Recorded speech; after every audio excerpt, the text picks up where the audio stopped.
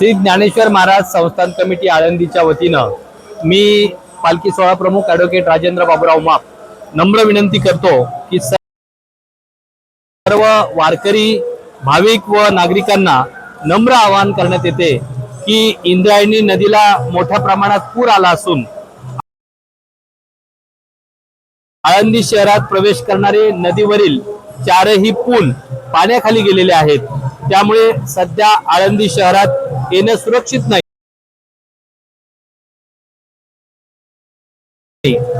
जे वारकरी व भाविक आळंदीच्या दिशेने प्रवास करत आहेत त्यांनी ज्या ठिकाणी आहात त्या ठिकाणी अथवा त्या लगतच्या सुरक्षित ठिकाणी थांबावं।